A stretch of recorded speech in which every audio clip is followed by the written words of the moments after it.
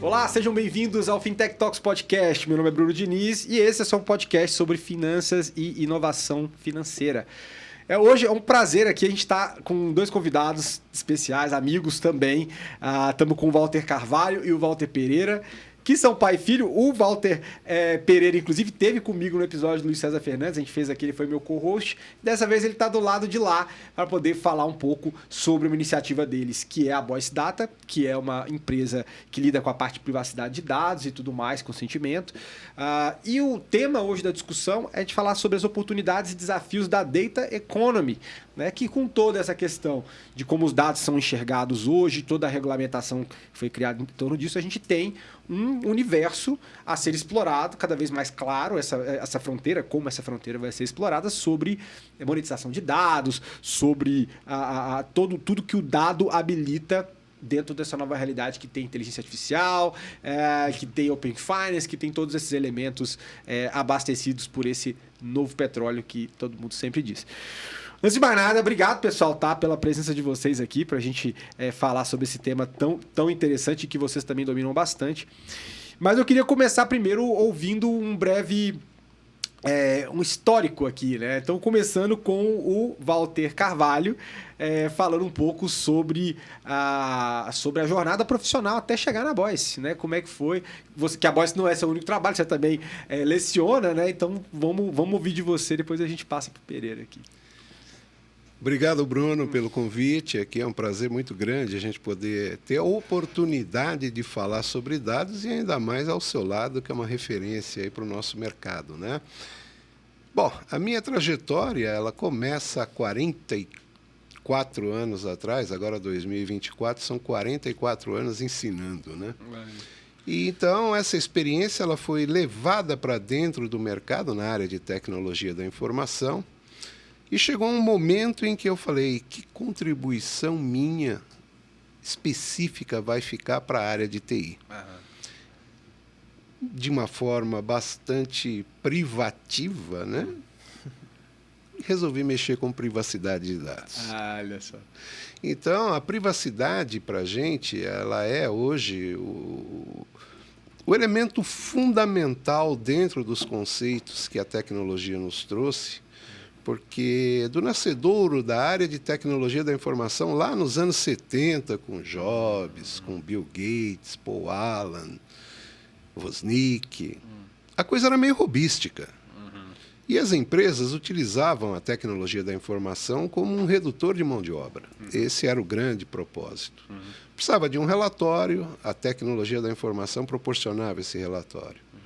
O mundo era a interna corporis, ou seja, os sistemas eram isolados. Então não se tinha problema algum. O grande problema começou a partir do momento que esses cases de negócios eles expandiram, tornaram-se globais na maioria dos casos, e nós tivemos que compartilhar essa informação numa rede mundial.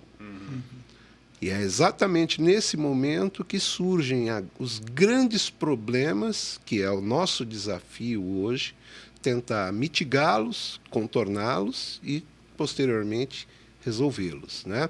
Então, isso passa pela privacidade das pessoas hoje.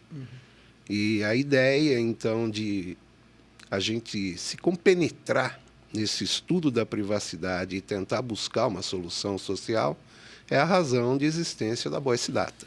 Demais. E em paralelo a isso, você seleciona ainda hoje na Mackenzie, né? Isso, eu dou aula na Universidade Mackenzie, eu sou mackenzista já de 45 anos, né?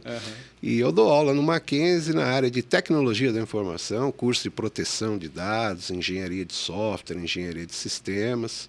Dou aula também na área jurídica, né? A gente é um pouco eclético, então a LGPD ela é um ponto nevrálgico também. É um ponto de contato, e assim, nós estamos combinando as duas coisas. Exatamente, houve uma sinergia grande aí da área de TI com a área área jurídica com o advento da Lei Geral de Proteção de Dados.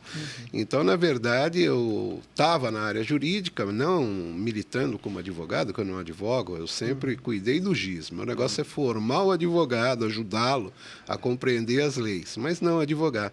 E veio esse presente que caiu no meu colo, que é a Lei Geral de Proteção de Dados. Eu falei, juntou aqui a marmelada com o queijo. Então, é um Romeu e Julieta maravilhoso fazer tudo isso, né? Muito bom. E dou aula também na área de marketing, tenho formação na área de psicologia, então eu fui somando tudo isso para que a gente chegasse agora nessa fase da vida com bastante embasamento para a gente poder ajudar a sociedade, né? O propósito é esse, né? O propósito é construir uma sociedade melhor. Maravilha. Então, o Carvalho aqui totalmente polivalente também nas suas atuações e o Pereira também não fica atrás, né? Que a gente tem ali tanto essa atuação sua junto da Boyce, como também na W Fintechs. Conta pra gente aí um pouco caminho da economia, né? A gente tem aqui o caminho da tecnologia da informação e tudo, e você mais da economia, né? Conta um pouquinho aí, Walter, do que você faz hoje e um pouquinho dessa trajetória. Então, o meu é mais recente, né? Um pouco mais recente.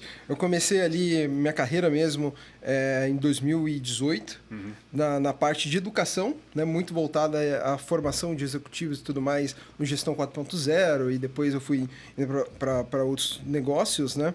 E ali em 2020 eu comecei a empreender na O2 Comércio, né? Que foi uma plataforma ali que eu criei na pandemia para ajudar os pequenos comerciantes a continuarem vendendo ali durante a pandemia, né? Legal. E aí eu consegui tracionar muito bem, de forma orgânica, né, o negócio, mas ali em dezembro de 2020, um cara aleatório me chamou no LinkedIn. Ele tinha como missão de vida ajudar empreendedores que estavam ali começando, né, carreira e tudo mais, principalmente empreendedores que estavam na universidade. E ele me chamou e ele me deu 4 mentorias ali, né, para organizar o negócio, e ele colocou na mesa, olha, você está disposto a colocar todas as suas fichas nesse negócio?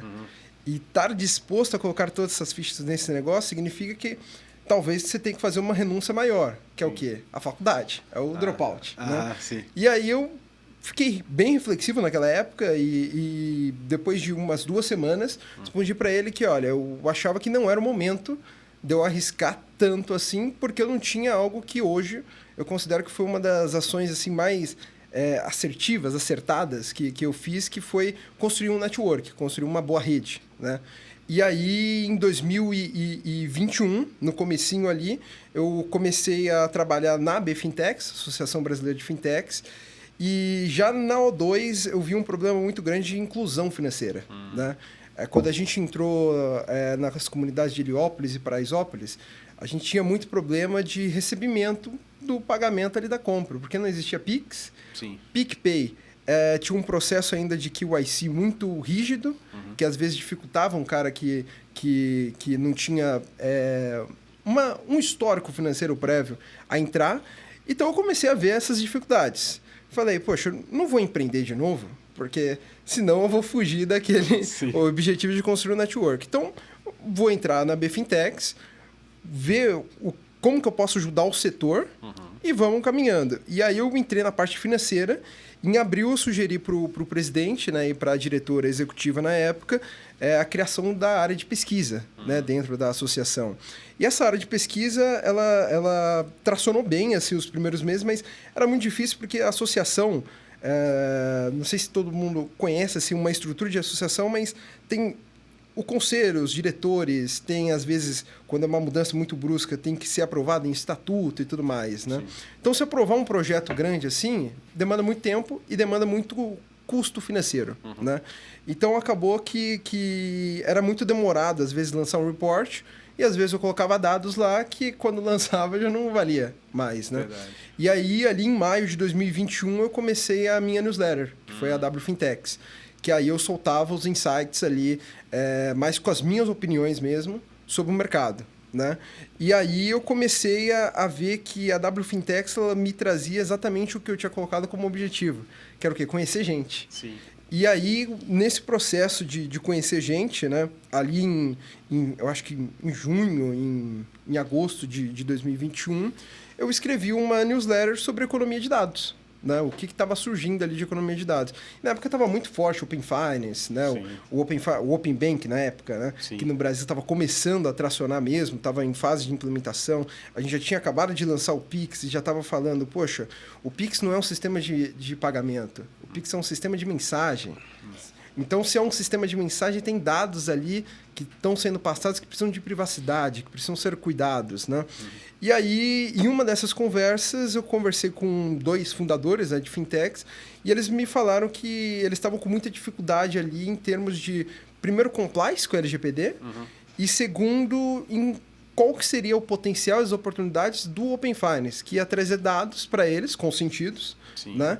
Ia trazer dados para eles consentidos, mas o grande detalhe era como que eles iam monetizar esses dados, como que eles iam criar casos de uso. Sim. E aí eu escrevi essa newsletter e já pensando, poxa, tem essa oportunidade aqui, LGPD, Open Finance e tudo mais.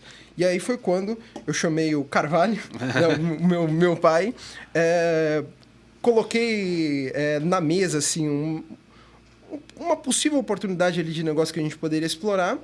E aí a gente foi colocando várias opções, né? Primeiro, entrar dentro do Open Finance. Então, desenvolver infraestrutura para o Open Finance. Poxa, desenvolver infraestrutura para o Open Finance tinha gente grande já fazendo, né? E o compliance com o Open Finance, naquela época, começo, né, que era tudo mato mesmo, tinha certificações da OpenID, tinha outras certificações que eram muito caras, né, difíceis de conseguir. Então, infraestrutura para o Open Finance, não. Mas qual que é o pilar principal do Open Finance? É o empoderamento que o usuário tem sobre o seu dado. Exatamente. Então, poxa, por que a gente não vai para algo que seja mais... que tenha mais sinergia com isso? Chegamos na palavra, privacidade. Então, no final do dia, o que a gente resolveu fazer não foi cuidar da transferência de dados em si, ou só do consentimento, dessas coisas, mas sim cuidar do dado, cuidar do direito fundamental que a LGPD, a GDPR, garante, que é a privacidade, que é você ter direito sobre os seus dados, né? Então, foi quando surgiu ali a Boyce, né? Então, a Boyce, ela surge ali no final de 2021, a ideia, mas a gente começa mesmo a validar com o mercado, a ter um produto de fato em junho desse ano, né? Em junho de 2023. Sim, né? E as soluções hoje que vocês ofertam são quais, assim? É mais voltado para o B2B, né? Mais para empresas? Como é que funciona e o que compreende essa entrega? Legal. No nosso portfólio de produtos, né, que a gente está lançando aí, inicialmente começamos com o cookie. A gestão de cookie, o Boyce Cookie. E, Bruno, tem uma situação interessante no mercado com relação a cookie, entre a prática e aquilo que a norma determina, né? No Brasil, tornou-se aí padrão de mercado você colocar lá um banner de aviso de cookie. Um banner de aviso de cookie, onde você tem lá, às vezes, 3 opções. Uma é rejeitar, outra é aceitar, outra é configurar os cookies que você aceita. Primeiro, e às vezes, né? É padronizado. Às vezes você não tem nem acesso se você não às vezes é só aceitar e às vezes ele só fala, vou coletar e... E acabou, né? Então, isso é um problema. Em primeiro lugar, né, a comunicação disso para a sociedade. Né? A comunicação do que é o cookie. Então, a comunicação é muito técnica, a comunicação é muito hard para as pessoas. E as pessoas acabam por simplesmente aceitar para não gerar polêmica e não criar caso com o site, porque o interesse da pessoa quando visita um website é realmente consumir o produto do site. Né? Mas o que acontece é que a legislação ela é muito séria com relação a isso e poucos são os cases que a gente vê cumprir fielmente essa legislação.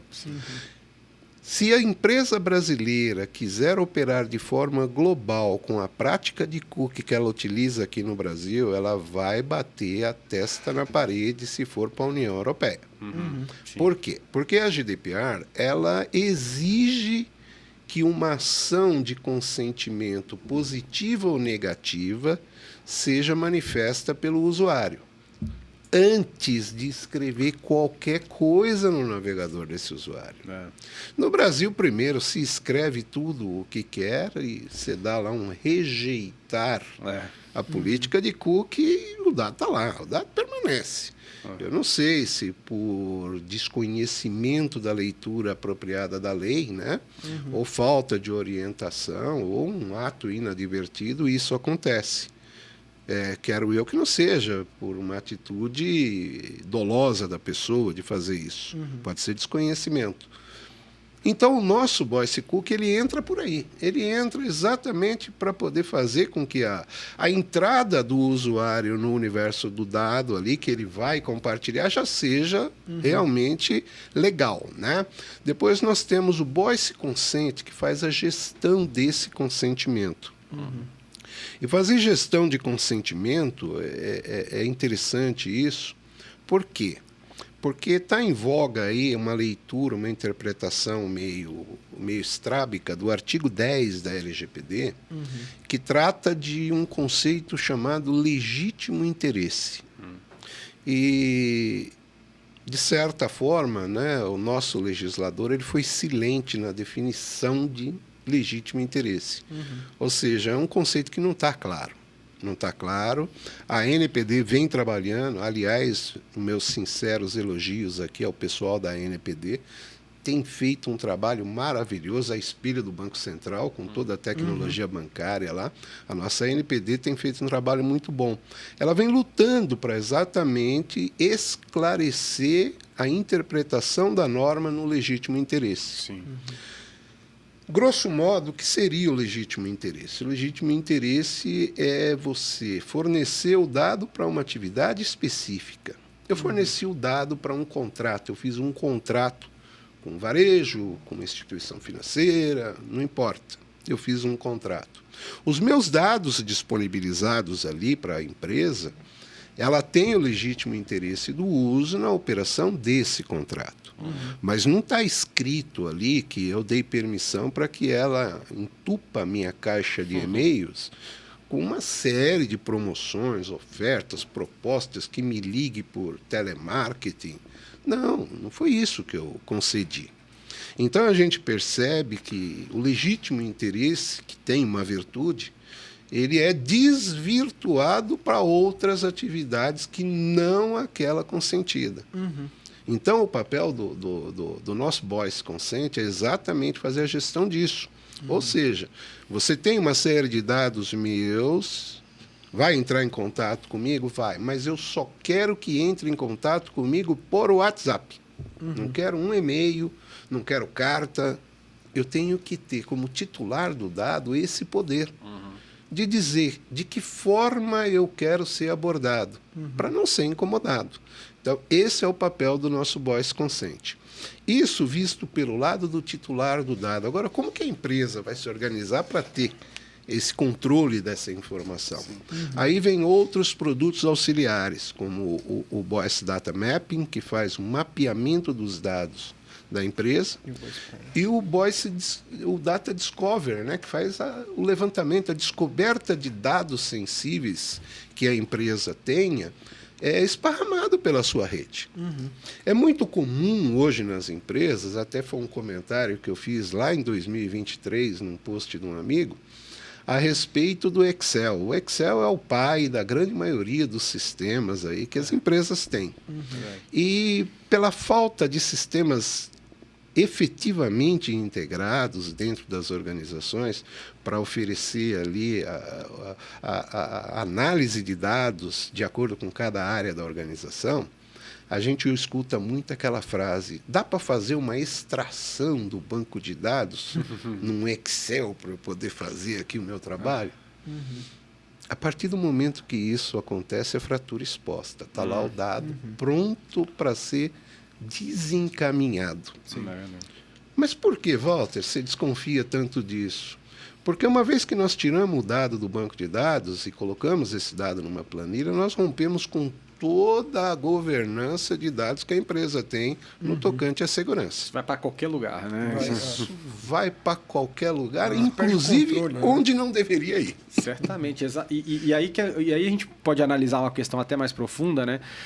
Primeiro que assim, a gente tem um nível de complexidade para se tornar compliant dentro dessa realidade, Sim. né? Não é trivial, isso acaba sendo submetido a diferentes empresas em diferentes portes, então tem essa dificuldade.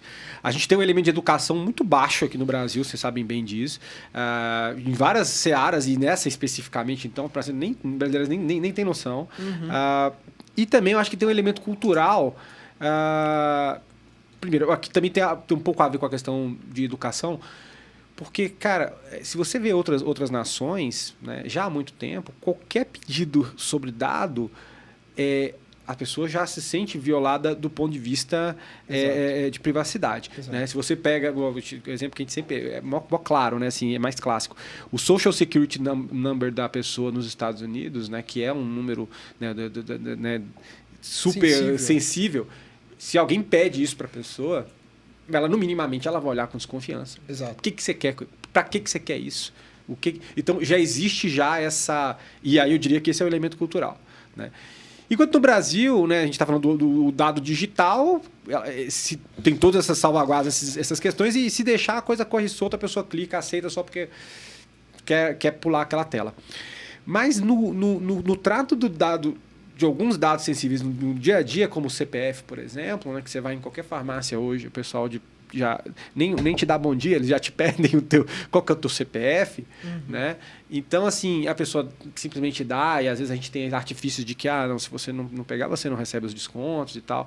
Então, a gente mercantiliza esse dado de uma forma que, na verdade, está no preço. Na verdade, o preço normal é aquele, você está só simplesmente dando mais uma camada de informação ultra sensível, principalmente quando a gente fala, ainda mais no Reino Unido, que a gente está falando lá de todo o próximo passo que eles vão dar, e a gente vai entrar nesse assunto sobre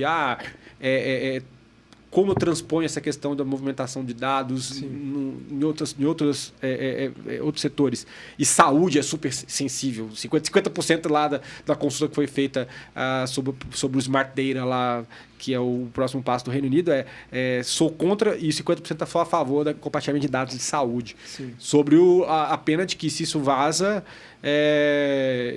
eu fico exposto do ponto de vista do meu empregador, de várias coisas, de questões muito sensíveis. Né? Como é que vocês enxergam esse panorama? Né?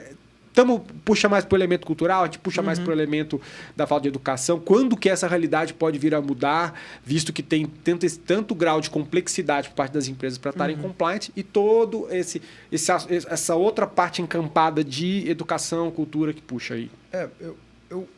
Eu vejo assim que no Brasil, que eu acho que isso é de qualquer setor, qualquer inovação que a gente venha falar aqui no Brasil, né? A gente tem uma barreira cultural e educacional muito grande, muito forte, né? Então, o que isso significa? Quando a gente olha para a GDPR na Europa, ou até mesmo para a CCPA, que é na Califórnia, para outros países mais desenvolvidos, digamos assim, economicamente, a gente vê uma consciência muito forte do cidadão da internet, né, do indivíduo na internet, da responsabilidade que ele tem sobre seus dados. Ou seja, é um dado pessoal dele que está sendo transferido ali, que está sendo compartilhado. Sim. Então, ele tem uma consciência do valor que tem aquilo. Né? E aí, a partir dessa consciência, ele tem mais manejo, digamos assim, em fornecer aquele dado para uma farmácia, num banco e tudo mais, né? Então, a gente começa a ver, principalmente nos países desenvolvidos, dois pilares principais. Primeiro, um interesse muito grande na monetização desses dados, porque agora o indivíduo entendeu o valor daquele dado e ele fala, poxa, eu estou dando de graça para o Facebook, estou dando de graça para o Google, estou dando de graça para o Twitter, e não estou recebendo nada, e eles estão ainda ganhando dinheiro com publicidade. Você é o produto no final do dia, né? A gente sabe bem. Exato. Se o produto é de graça, você é o produto, né? O seu dado é o produto. Exatamente. Né? Então, nasce o pilar de monetização de dados. E aí nasce o segundo pilar, que vem muito baseado na ISO 31700, que é uma ISO recente, que fala muito de Privacy by Design. O que significa isso? Significa que os produtos eles estão nascendo já com um conceito muito forte de privacidade. E quando você olha para a evolução da internet, Web 1, Web 2 e agora Web 3, você vê que a Web 3, quando ela tokeniza, né, quando ela fala de tokens, ela está colocando ali o indivíduo como ownership ali do seu dado, ou seja, o indivíduo é o dono do seu dado, não é mais o Facebook, não é mais o Google, mas sim você é o dono. E agora eu crio uma carteira digital onde eu consigo monetizar, onde eu consigo saber quais são os meus dados e eu escolho se eu vou transferir esses dados ou não. Então nasce um conceito muito forte de privacidade desde o princípio, privacidade desde do dia 1 ali do produto, né? E aí quando a gente olha para o Brasil, a gente vê que a gente ainda tem uma dificuldade muito grande de conscientizar a população sobre os seus direitos de privacidade. Né? Isso eu acho que é um fator que vem muito das empresas privadas, né? de fortalecer isso, e também um papel muito forte da NPD em conscientizar o cidadão médio, né? O cidadão comum, dos seus direitos ali de privacidade. Eu acho que o Open Finance ele ajuda nesse sentido, porque a partir do momento que você coloca como base legal principal o consentimento, né, que é a LGPD, a gente não especificou direito, mas a LGPD ela tem 10 bases legais. Né? O consentimento é um deles, mas ela tem outras, que é o legítimo interesse, obrigação legal, proteção de crédito. Então, os bureaus de crédito continuam tendo acesso aos seus dados sem o seu consentimento. E quando o Open Finance ele coloca como base legal principal e única o consentimento, eu preciso do seu consentimento para ter acesso aos seus dados, o indivíduo começa a falar, poxa, quer dizer que se eu tirar o meu consentimento, o cara não vai mais ter acesso aos meus dados e acabou essa relação? Legal, então significa que o meu dado tem valor. Sim. Então você começa a conscientizar isso de forma indireta. Mas a conscientização mesmo, para a gente chegar a nível Europa, por exemplo, onde você vê na rua que empresas não podem te filmar por conta dos seus direitos de privacidade. Né? Para a gente chegar nesse nível, acho que vem um fator muito importante da iniciativa privada em pavimentar esse caminho. Ou seja, da iniciativa privada contribuir com a conscientização do valor que o dado tem, que o dado pessoal tem. E assim, antes de passar aqui pro Carvalho, eu acho que também tem, ou a gente vai pela dor ou vai pelo amor, né? Então, assim, tem outro lance, que é, por exemplo, a gente já sofre a dor de ser bombardeado o tempo todo por ser invadido em muitos casos por telefonemas, por e-mails, por tudo mais. Então, isso as pessoas já não querem isso e às vezes entendendo que isso é uma brecha de consentimento que eu estou dando, Exato. Que eu estou deixando aqui. Às vezes não, às vezes é porque a coisa está tão, às vezes sem... Culturalmente está, por parte de algumas empresas, é tão jogado que, na verdade, às vezes os caras violam mesmo. Né? Então, essa é a dor. E outra pro amor, falou assim, cara, peraí, igual você falou, essa consciência, peraí, meu dado tem um valor. E aí o cara tentar entender qual o benefício que eu ganho, qual o benefício que eu tenho pelo compartilhamento, versus qual que é a dor de cabeça que eu deixo de ter. Exato. e não compartilhar, né? Você ia complementar com alguma coisa. Exato. É com relação à questão do dado de saúde. Né? Essa questão é uma questão muito interessante, porque ela tem dois viés aí, ao meu ver, muito sérios. O primeiro, a partir do momento que o indivíduo ele se identifica numa farmácia e compra medicamentos, a farmácia passa a ter ali o histórico de saúde desse cidadão. E uma vez que ela tem esse histórico de saúde desse cidadão, determinadas informações de saúde em determinados segmentos da sociedade e pessoas, elas são extremamente sensíveis. Imagine, por exemplo, que vaze dados em relação a uma pessoa que é CEO de uma grande corporação. O vazamento desse dado às 9 horas da manhã, ele pode provocar um impacto na movimentação das ações dessa empresa ao longo do pregão, que pode, inclusive, quebrar a empresa. Então, é uma situação muito séria. E, pelo outro lado também, na verdade, isso está gerando provas para a relação paciente-seguro que não foi solicitado, não teve. Eu não dei o consentimento para a seguradora saber os medicamentos que eu a empresa de plano de saúde. Exatamente. Exato. Isso pode, inclusive, inviabilizar a renovação desse contrato de seguro. Sim. Né? Ou seja, nós estamos criando aí uma vigilância nefasta para o cidadão. Então, quando a gente fala do compartilhamento do dado de saúde, isso é uma questão muito séria. Mas também, por outro lado, né, não é só do mal que existe aí a coisa. Tem as suas virtudes. Um prontuário único de saúde, por exemplo, e está aí um sonho, né, do nosso Estado, o nosso governo, ele seria ideal, inclusive, para a seguradora. Quem aqui já não foi num médico, pediu um exame de sangue, trocou de médico, pediu outro exame de sangue. O indivíduo faz 3 exames de sangue em um mês, quando, na verdade, ele poderia resgatar isso mediante um prontuário público, não público, né? Um prontuário com acesso público aos médicos.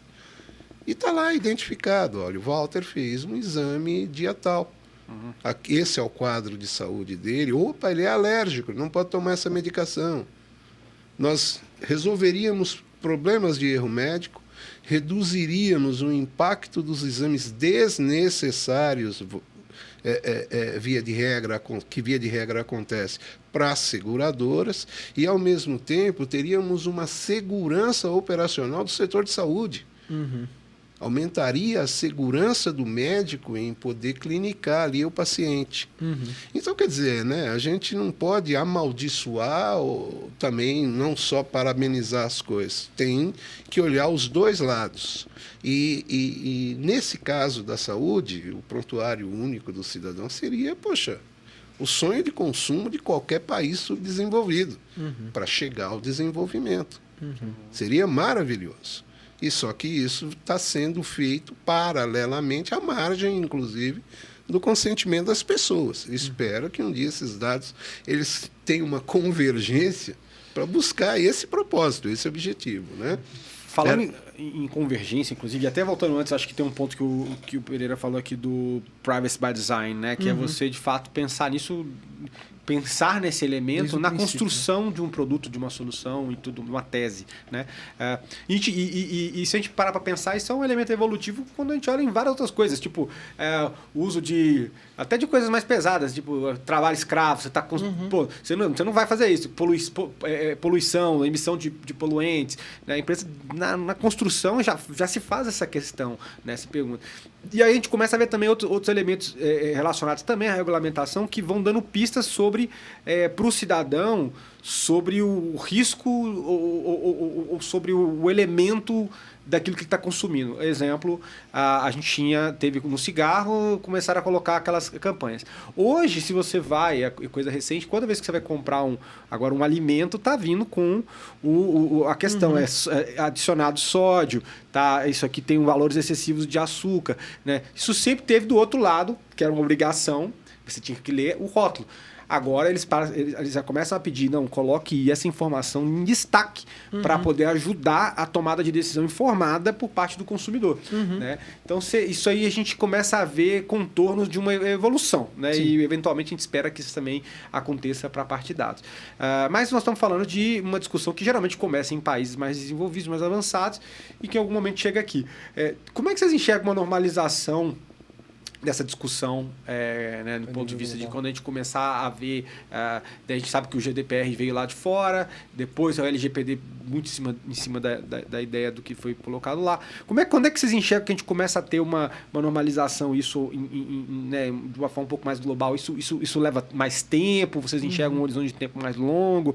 Ou essas pequenas ações que vão ajudando a aumentar o nível de consciência do consumidor? Posso abrir? Eu abro por uma questão muito simples.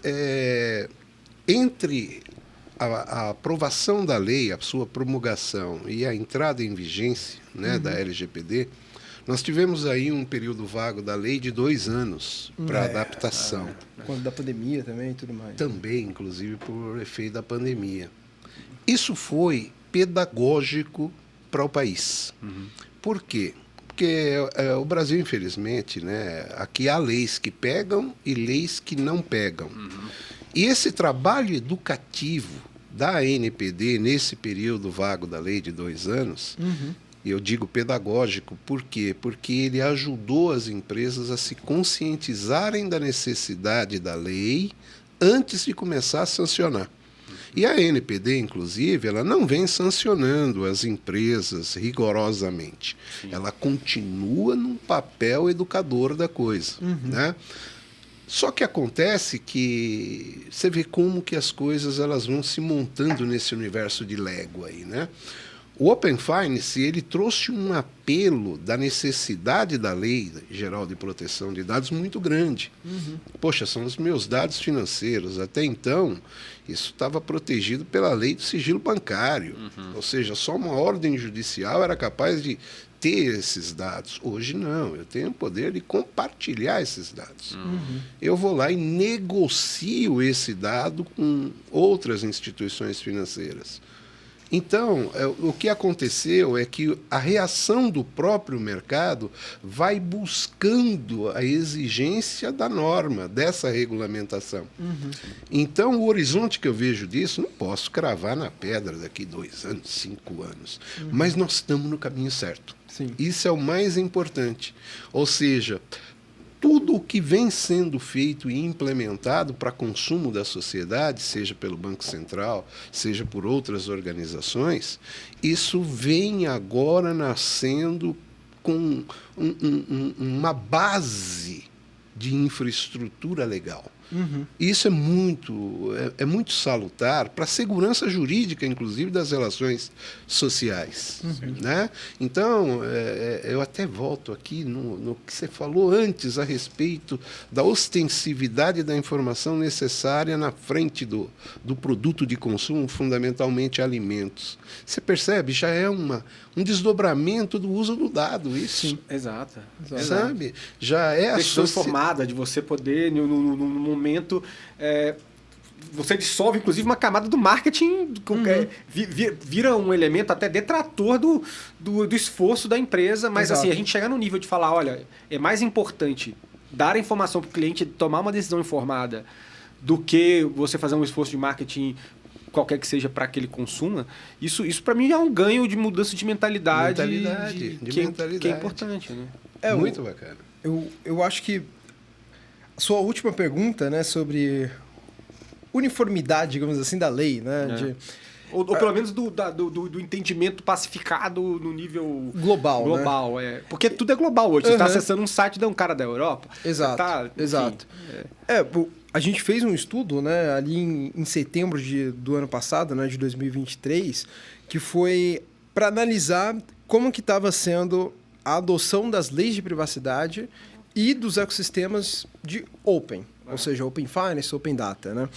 E o que a gente percebeu é que as leis de privacidade, elas se diferem em 4 coisas, né? Primeiro, o alcance, ou seja, quem que a lei ali ela está alcançando, os indivíduos que ela está alcançando e tudo mais. Segundo, as penalidades. Tem leis que são mais brandas em termos de penalidades e tem leis que são mais rígidas em termos de penalidades, né? Então, você olha para a Europa, por exemplo, o Reino Unido ele é muito rígido em termos de penalidade. Essa rigidez, por sua vez, garante com que a lei ela seja de fato cumprida. Por quê? Porque uma empresa ela não vai descumprir uma lei que pode multar ela e pode acabar com boa parte ali do faturamento dela, né? Então, o segundo é a penalidade. O terceiro é a exceção, ou seja, em que momento a lei ela não pode agir numa investigação criminal e etc. E o quarto é justamente exceção, penalidade, alcance e o quarto é o enfoque, né? A forma que a lei está agindo ali, né? Então, quando a gente olha para isso, a gente vê que as leis elas se diferem muito nesses 4 fatores. E essa diferenciação faz com que a gente não tenha uma interoperabilidade entre as leis. Isso prejudica, por exemplo, a transferência internacional de dados. Então, quando a gente começa a se aprofundar, né, no funcionamento dessas leis de privacidade, a gente vê que daqui a alguns anos, daqui uns 2, 3 anos, quando a gente começar a falar mesmo de infraestruturas de compartilhamento de dados cross-borders, por exemplo, vai ser necessário a gente colocar mais ISOs, digamos assim, mais padronizações em termos de leis, para justamente essas leis se conversarem. Quando a gente olha para a história da própria LGPD, a LGPD ela surge no contexto onde o Mercosul, né? O Mercosul, ele estava querendo comercializar com as empresas da Europa. Então, havia uma necessidade, pela legislação europeia, de o Brasil, como maior potência assim, do Mercosul, ter as suas empresas adequadas às leis de proteção de dados para justamente conseguir comercializar com as empresas europeias. Sim. Então a gente já vê que a própria LGPD ela bebe bastante da fonte da GDPR justamente por esse fator comercial, por esse fator de comércio internacional. Mas o que falta ainda, Bruno, é justamente a gente ter padrões a gente ter, de fato, uma padronização em termos desses 4 fatores que eu falei. Né? E aí, puxando isso para ecossistemas de compartilhamento de dados, o que a gente enxerga é que quando você implementa uma infraestrutura de compartilhamento de dados Open Data, isso começa a drivar essa padronização. Você começa a drivar essa interoperabilidade. O que a gente tem desde 2000 é uma busca incessante dos reguladores e dos governos em garantir interoperabilidade em pagamentos. O que a gente está vendo agora, principalmente com a evolução do Open Bank para o Smart Data lá no Reino Unido, é que agora os governos eles não querem só garantir a padronização nos pagamentos, mas também garantir a padronização no compartilhamento de dados. Porque imagina, você é um refugiado, você está indo para um novo país, você vai sem histórico financeiro nenhum. Como que você chega nos Estados Unidos, por exemplo, sem histórico financeiro nenhum? É o que a gente vê aqui no Brasil. Muitos venezuelanos saem da Venezuela como médicos e chegam aqui e viram motorista de Uber, ou viram garçons e tudo mais. Por quê? Porque eles não conseguem ter essa interoperabilidade de trazer os dados do seu país para cá.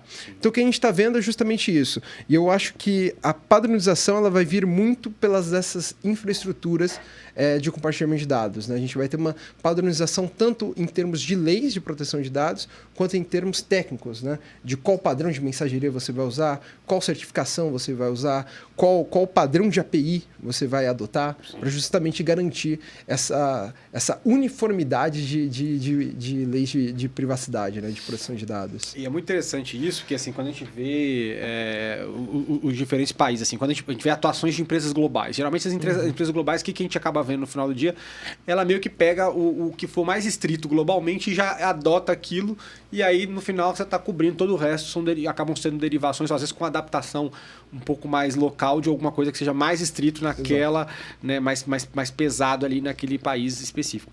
Né? De grandes empresas de tecnologia todas estão passando por isso. Mas tem casos engraçados, como que vou chegar logo da Meta, né? Que na Europa, por exemplo, eles estão meio que bifurcando ali, porque tem que dar uma saída em termos da solução deles para, ok, eu tenho uma solução que você é o produto, mas se você quiser privacidade nessa solução, você me paga uma mensalidade dela. Exato. Que aí eu já precifiquei o que seria esse dado, né? Então, é uma monetização, mas por parte deles. É uma monetização por parte deles. Eles já monetizam. Eu tenho um modelo de negócio, eu monetizo seu dado. Se eu quiser ter uma equivalência disso, eu preciso te cobrar alguma coisa. Né? Então a gente vê um pouco dessa diferença. Mas eu acho interessante também essa questão de escopo de estudo que vocês fizeram, porque quando a gente vê alguns países, por exemplo, e aí entram elementos culturais também. O Reino Unido super estrito e tudo mais. Teve até uma multa gigante do Google, né? Eu acho que foi no âmbito da GDPR, não sei se especificamente se foi Reino Unido ou foi a União Europeia ali. O Facebook ele foi multado, por exemplo, em 1,2 bilhões.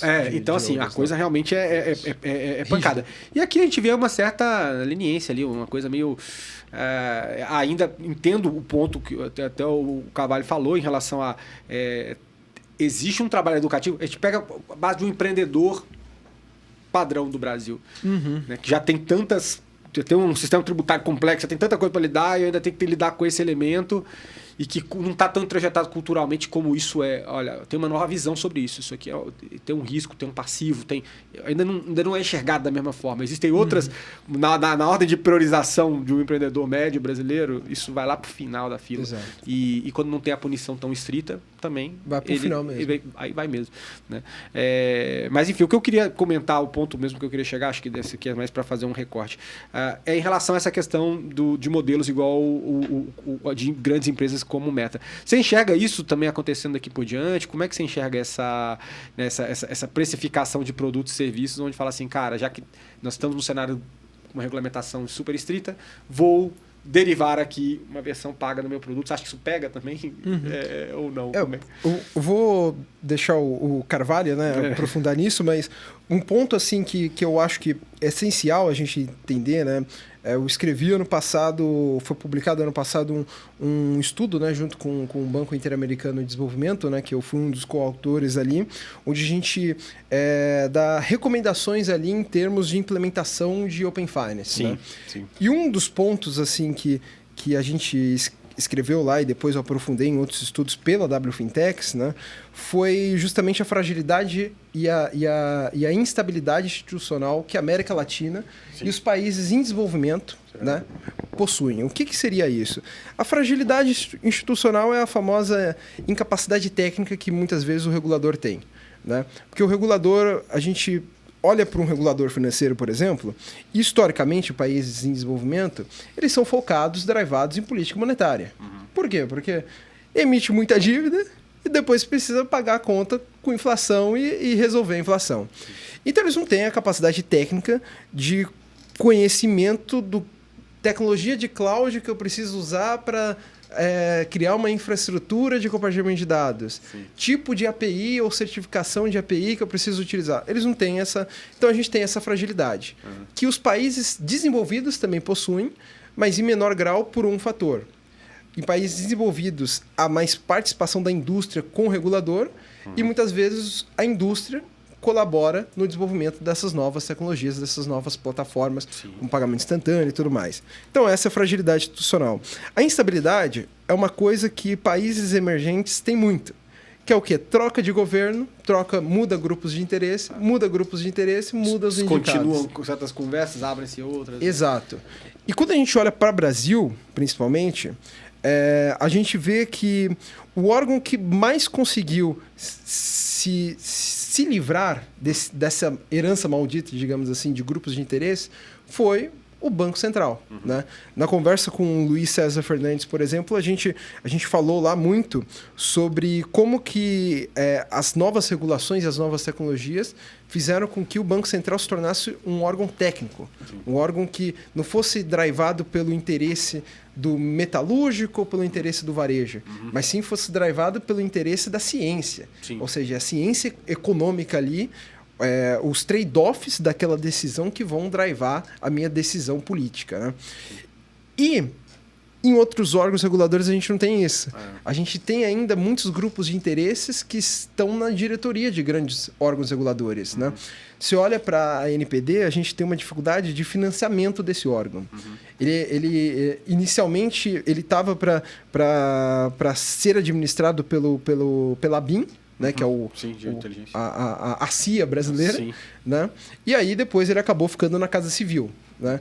Então, há repasses que dificultam ali a contratação de mais gente. Se eu tenho um corpo enxuto de gente para trabalhar nesse órgão, como que eu vou priorizar, por exemplo, tarefas como verificação se a empresa está ou não em compliance com a LGPD?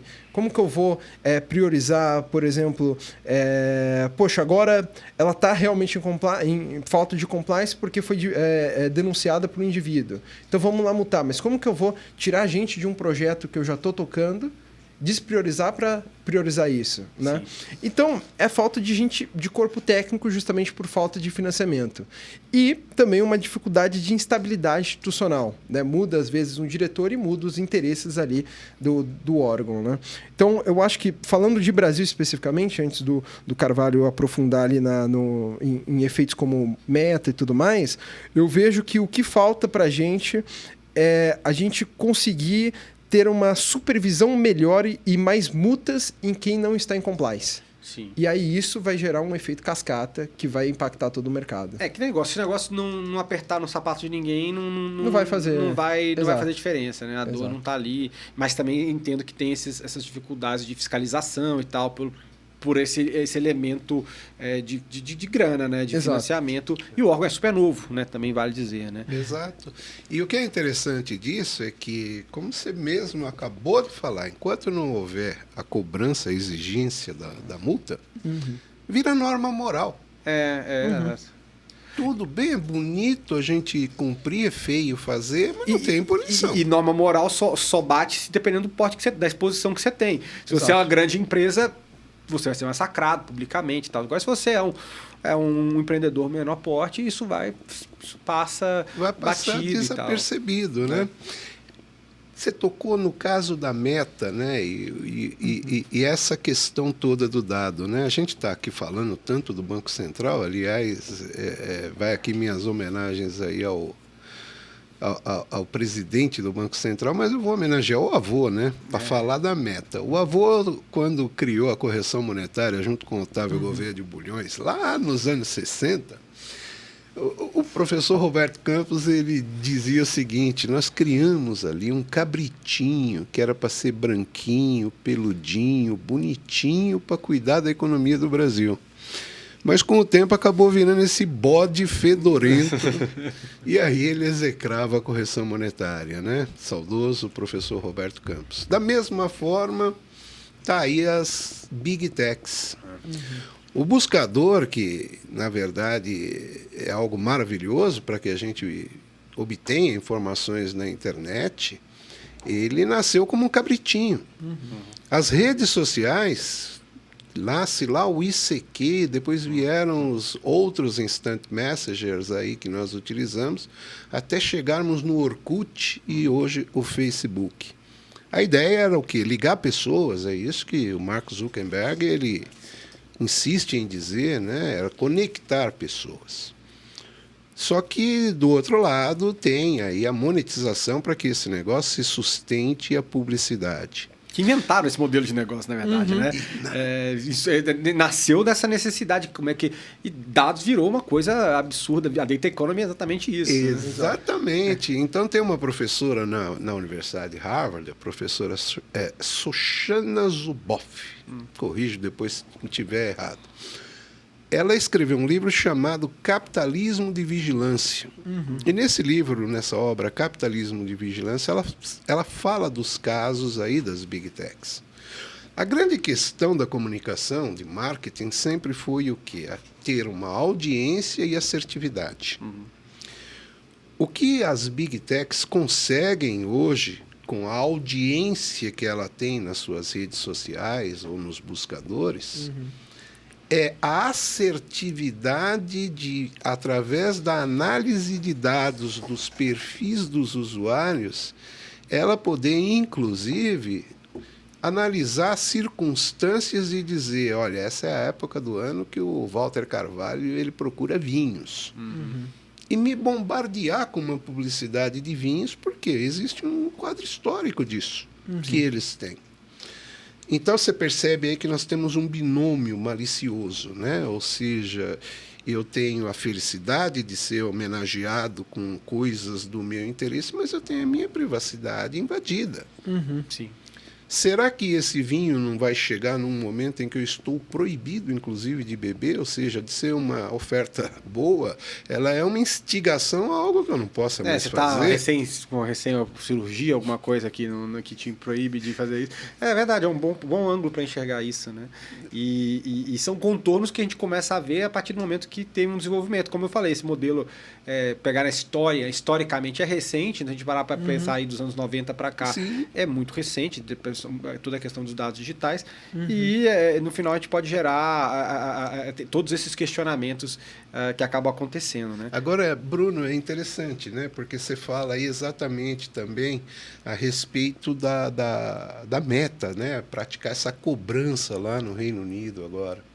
É aquela velha história, né? O que é seu é meu e o que é meu é meu.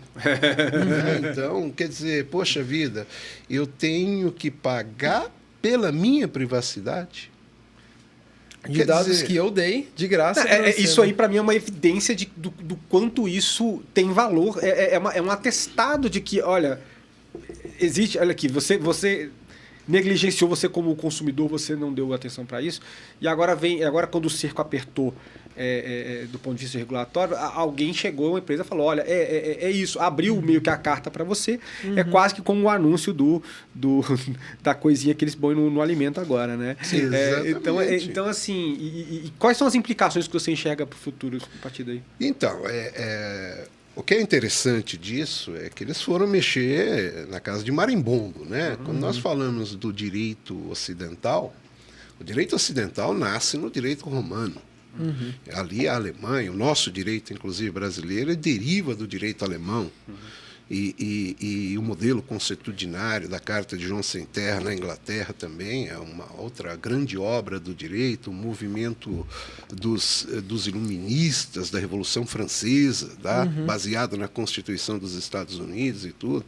Então, eles foram mexer num vespeiro sério. Por quê? Porque os estudiosos do direito na União Europeia, eles vão buscar exatamente onde está o néctar dessa questão do dado. E é lógico, como que eu posso pagar pela minha privacidade sobre algo que foi usurpado? Exato. Você se vê refém de uma situação que eu não dei causa. Exato. Que eu não dei causa. E que aparece agora como um elemento para a gente discutir. Mas é muito importante, eu acho que, né, tanto que o tema nosso aqui é oportunidades e desafios da Data Economy, a gente está conseguindo endereçar esses elementos, né? Como a gente está chegando perto do final, mas eu tenho uma pergunta que eu queria fazer para vocês, muito olhando para o futuro, tá? Porque assim, a gente está vendo que, com tudo isso, o conceito de privacidade está mudando, né? Sim. Ele vem se transformando bastante. A gente pega assim, o que eu prezava por privacidade na década de 90, 80, antigamente, e hoje é totalmente diferente. E as gerações que estão vindo também, passou por uma geração que, principalmente quando a gente fala de privacidade de dados digitais, virou um relaxo, e que talvez com esse aperto de cerco que a gente está vendo, essas tipificações, a coisa começa a tomar um outro olhar, né, seja pelo amor, como eu falei para vocês, exatamente, daqui para frente. Como é que você vê a partir da geração Z, né, esse desenvolvimento aí, para que lado a gente vê esse conceito se transformando? E aí é um pouco de achismo mesmo, mas talvez projetando o andar da carruagem que a gente tá vendo agora. Geração Z. Boa. Só voltando no ponto, né, da monetização, né, eu acho que são dois pilares aqui que são muito importantes, né, a gente abordar. Primeiro, é a autonomia dos dados. Né?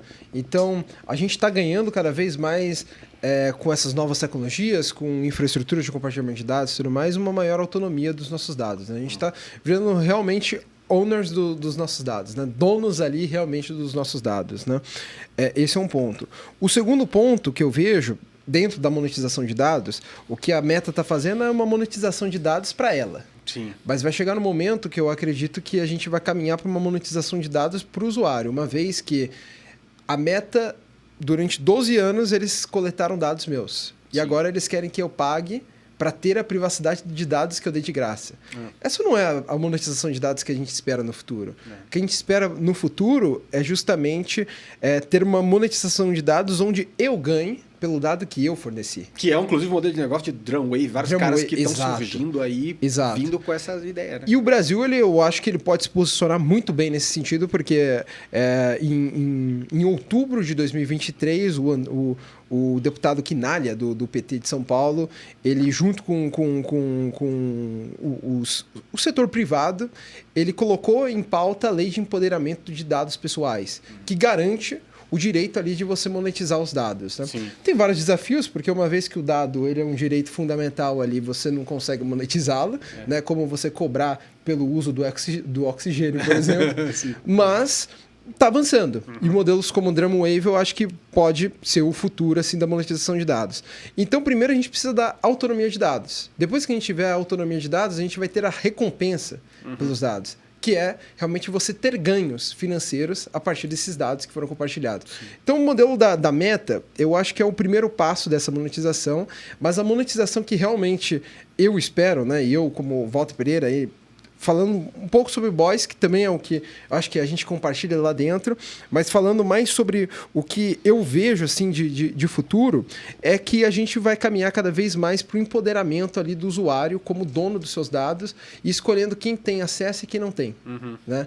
E aí, isso através de infraestruturas reguladas, de Open Finance e tudo mais. E aí, falando da minha geração, da geração Z, eu vejo que a minha geração ela já nasce num contexto digital muito maior do que as outras gerações. Né? As outras gerações, elas tiveram um contexto digital assim... de transição, eu vi evolucionário, exato. Você também, então assim, exato. A gente viu a transição. E a minha geração ela já nasce, poxa, sabendo que pode ter um hacker olhando pela webcam, então eu vou tampar com post-it. Ou esse cookie, eu não quero usar esse cookie. Então eu baixo um navegador que proíbe cookies. Né? A minha geração ela já nasce com esse sentido. E eu acho que com a minha geração a gente tem ainda o aval regulatório com ISO, por exemplo, 31700, que é o Privacy Design, que faz com que as empresas elas nascem já derivadas na privacidade. Ou seja, ao invés de eu coletar dados que eu não vou usar na minha operação, eu coleto só os dados que vão ser necessários para usar. Ao invés de eu puxar dados ali, mesmo que necessários, eu passo para o usuário, olha, esses dados são necessários e eu vou usar esses dados para isso. Ou seja, eu passo a finalidade desses dados. Então, eu acredito que a minha geração, principalmente, ela vai nascer num contexto já de conscientização de privacidade. E as próximas mais ainda, porque as próximas vão ter a oportunidade de ganhar dinheiro com os dados que eles estão fornecendo. A gente tem um caminho, né? Mas eu acho que é bom ouvir de quem da geração que está economicamente entrando agora para poder ter essa visão. Mas, exatamente. E é interessante tudo isso, né? Eu paro aqui olhando, né? Porque o Pereira é meu filho, né?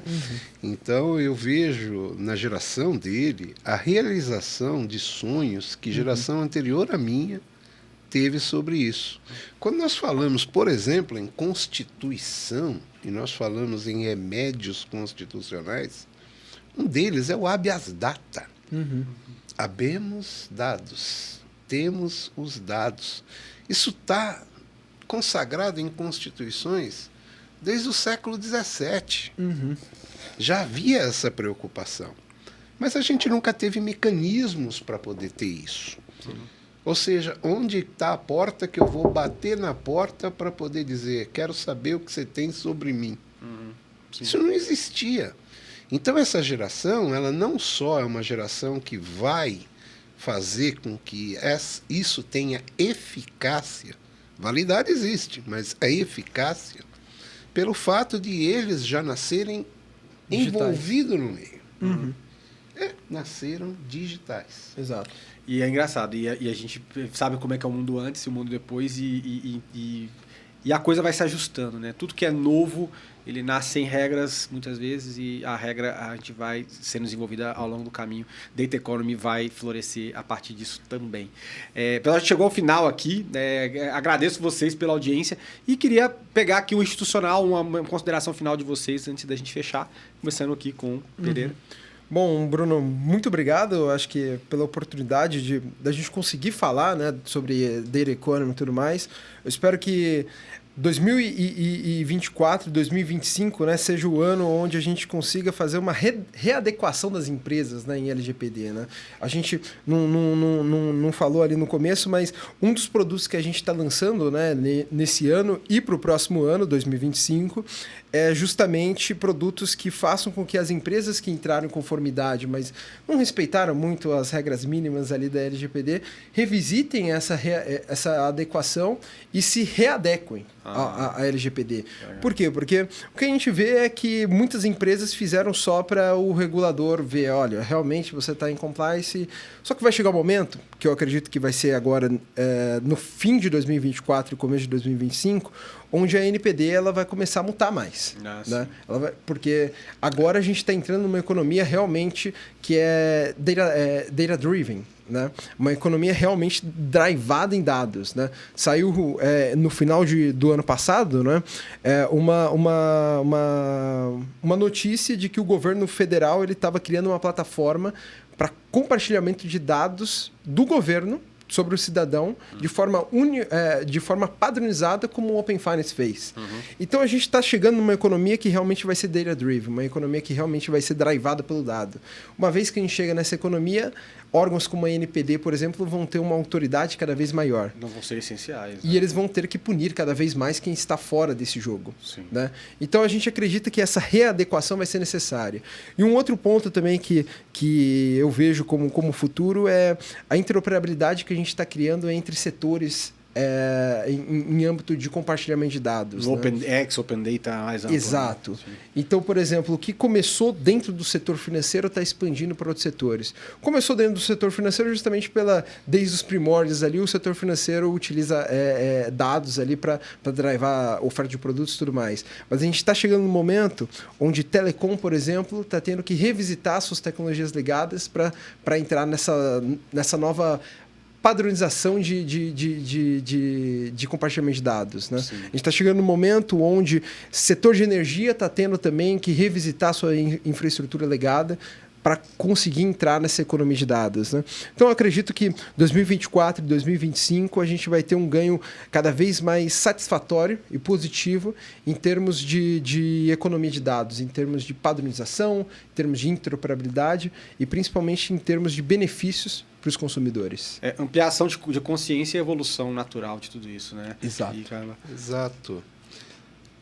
Pelo meu lado, Bruno, eu agradeço bastante a oportunidade de estar aqui conversando a respeito de privacidade de dados, falando aí da Boyce Data, né? Entra lá, boycedata.com, conheça a gente, e de você emprestar o seu prestígio para que a gente venha aqui falar sobre isso. Agradeço de coração, muito obrigado, e, poxa, sucesso sempre, meu amigo. Obrigado a vocês, o tema é absolutamente essencial ser discutido, né? E muito bom a gente conseguir trazer esse enfoque para os nossos ouvintes. E pessoal, espero que você tenha gostado do episódio, deixa seu like aqui, mande ele para alguém que você entende que vai se beneficiar de um assunto que, como a gente falou, está cada vez mais crescendo, a consciência ao redor dele está crescendo, né? E não deixe de se inscrever também para que você consiga ouvir semanalmente, toda quinta-feira às 19 horas, os novos episódios do Fintech Talks Podcast. Grande abraço e até a próxima.